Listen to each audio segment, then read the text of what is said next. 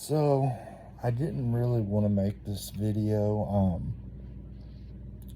If things could have just been left alone and this person would have stayed where they're at, it never would have came to this. But because there's a lot of falsehoods, because this person can't just admit that they're a POS and tell the truth, the truth has got to be put out there some way. So we will call this person Pam, and her past significant other we will call Don.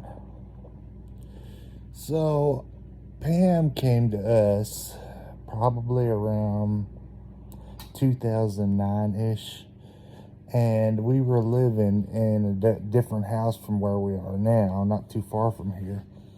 And she had showed up on our doorstep, knocking on the door, saying, "I know that there was problems with you and other members of my family, but we don't have a problem with you, and we'd like to make up with you."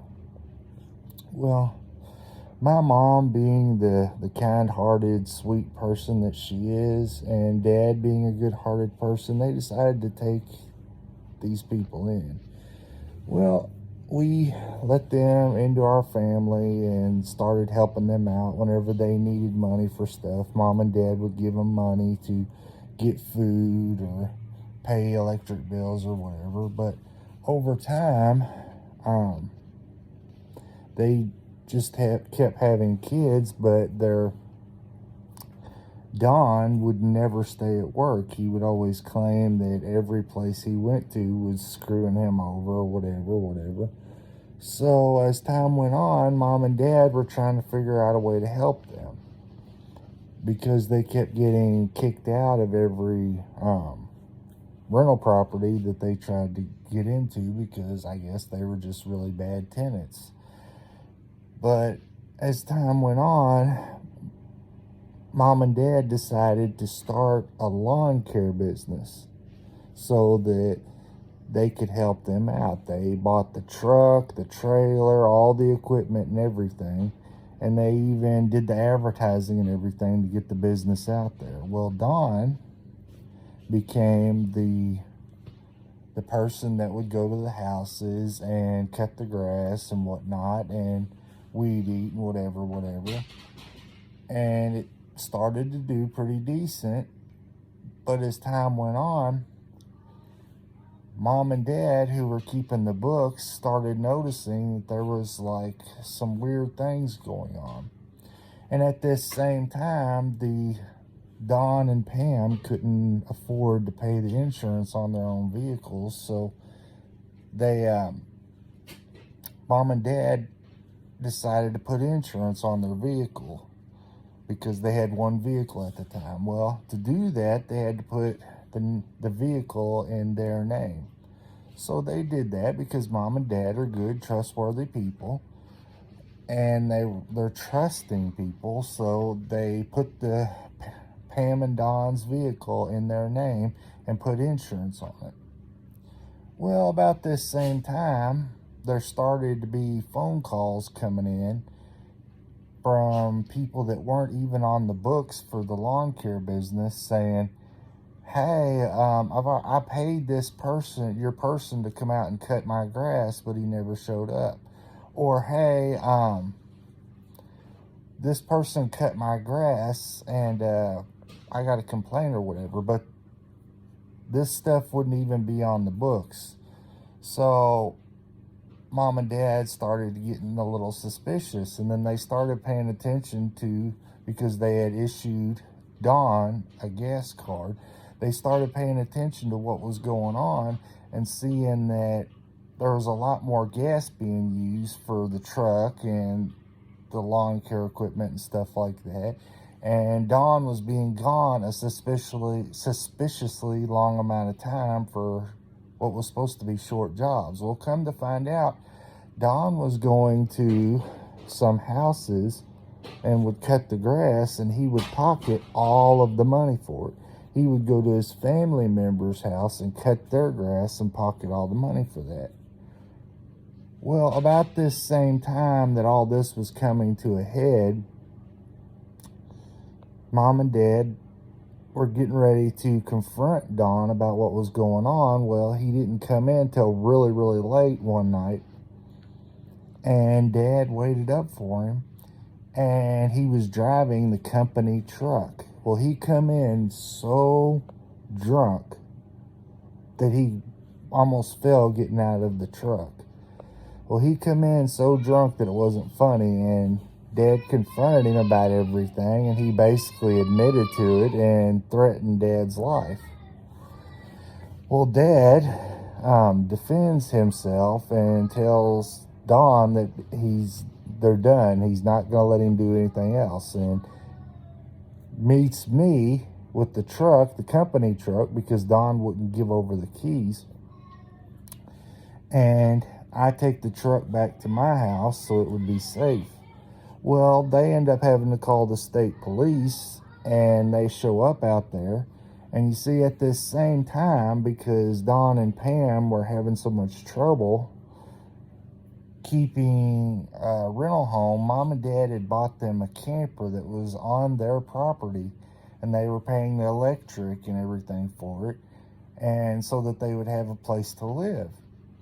Well, at this same time, the state police showed up, and they were basically like, look, since this is his house, he's got to stay here for the night, but we've warned them that they are both to stay in the camper, and y'all are to stay in your house. Then the next day we'll make him leave.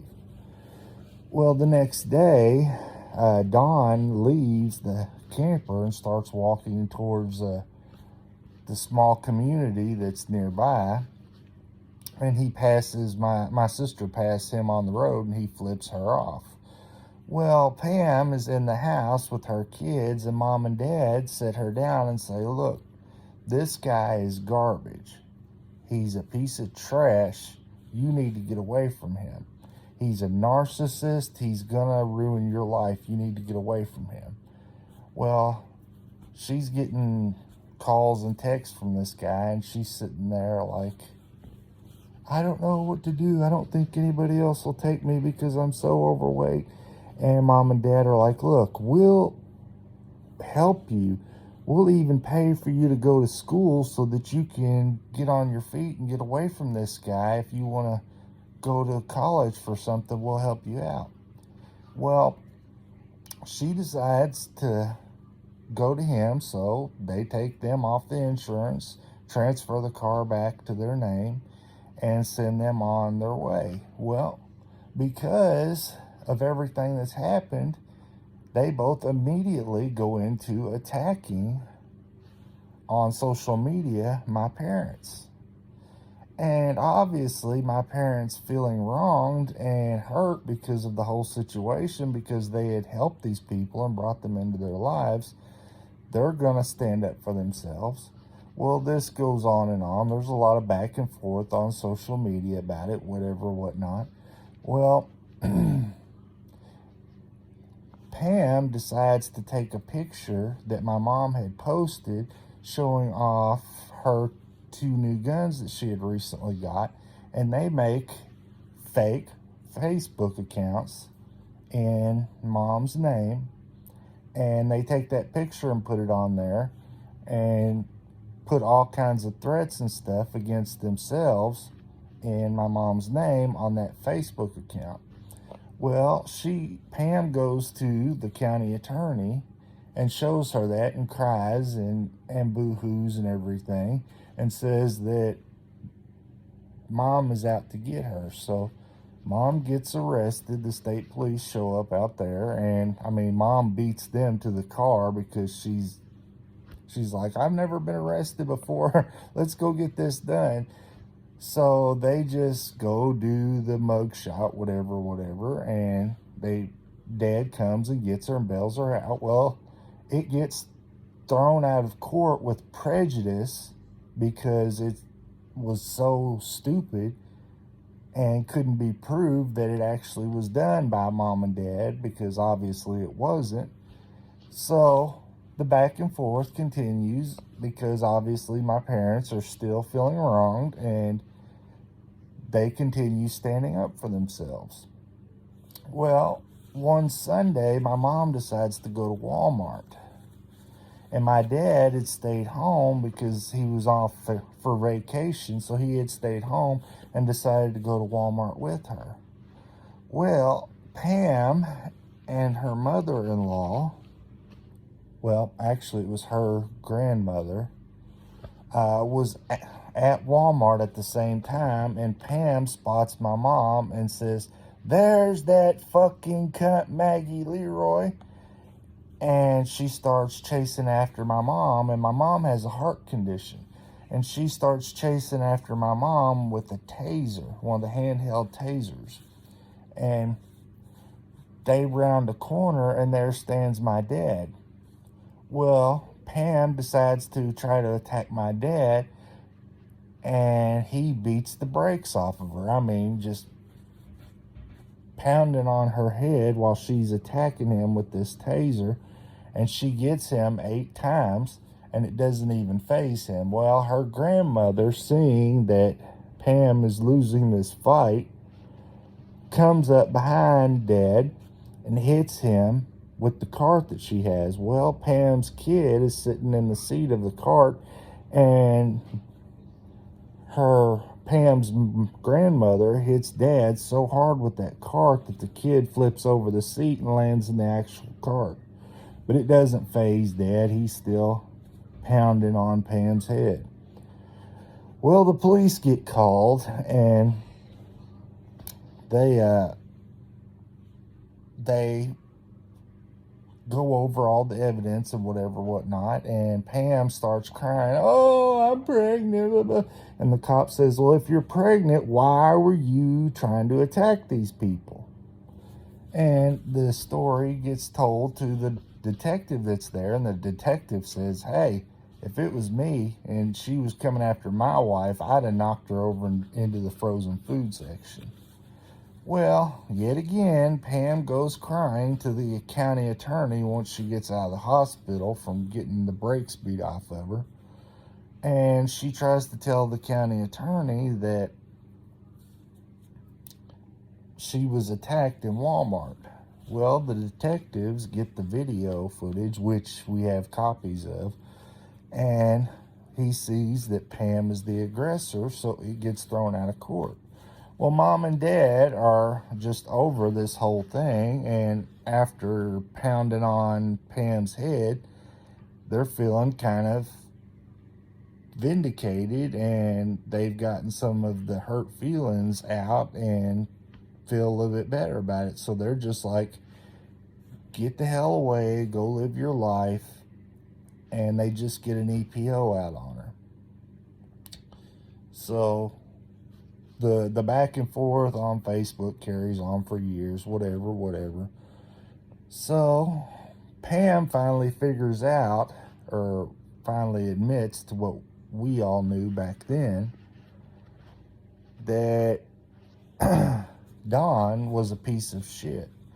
But in this whole time between then and now, Pam and Don had been going around destroying mailboxes at my parents' house. They tried to do it at my house, but my house is a one-way street, so it's really hard. They tried to ease up onto my property one day, but my dog let us know that they were outside, so we came outside and run them off. Well, this whole time, they're going by the house, screaming, yelling, and cussing, and trying to hit mailboxes, whatever. And we just kind of let them go on about their way. And like I said, Pam realizes that Don is a piece of shit, and they start fighting amongst each other, and they get into a divorce, and she has issues with him or whatever. And she gets with the new guy. We'll call this new guy Malcolm. So she gets with Malcolm, and Malcolm seems like a pretty decent guy. He's a little bit older than her, but it's whatever. And we feel like, hopefully, that now that she's got with the new guy, this stuff will stop and things will just go on about their way. But you have to understand that Pam was raised by her grandmother.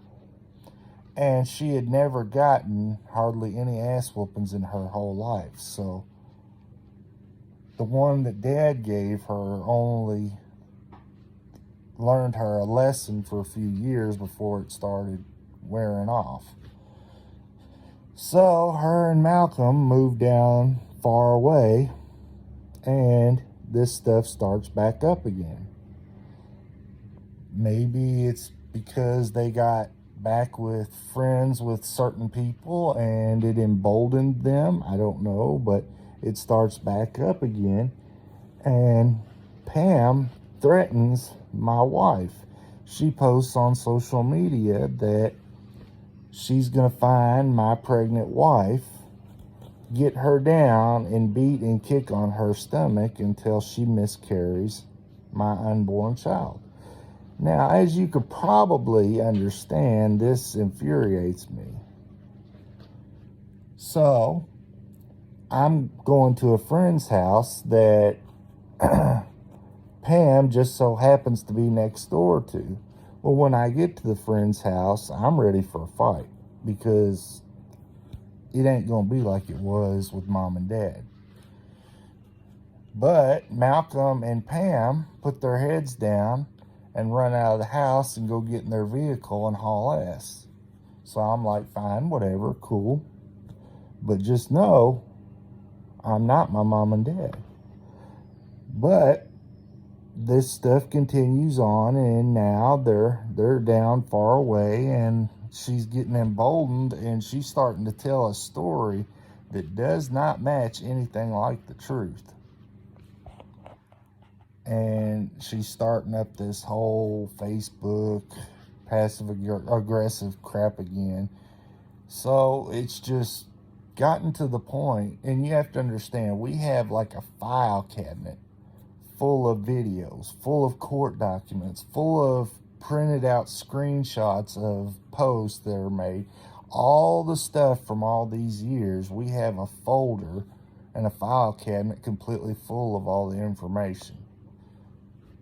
So it's just one of those things that you have to take as a lesson, that you have to be real careful who you help, because more often than not, it'll come back and bite you in the ass, and then you have to go years with somebody that all you try to do is help them, but when you caught them doing you dirty, they're so low down that they would rather attack and insult than just say, hey, I was wrong. We shouldn't have treated you that way. But there's a lot more to this story. I mean, this has been going on for well over a decade. And this person, Pam, back in probably 2013, asked me for advice about self-defense. Now, at the time, I had already gotten a lot of training. I had already got a safe full of self-defense. And now she has gotten like this really cheap garbage self-defense weapon and a really cheap garbage holster that she open carries with, which is stupid. All three choices just show her lack of knowledge and training about these things. And she's trying to act like she's the big dog and bad to the bone and all this and that. And it's like, I've forgotten more about this stuff than you'll ever know. But she posts stuff about how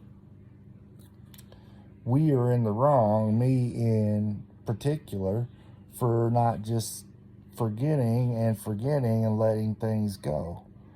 Now, the thing is that there are some things that you cannot come back from. You're not going to be forgiven for. It's not going to be forgotten. You're going to have to hear about this forever until you either make it right or the consequences that you have coming are received.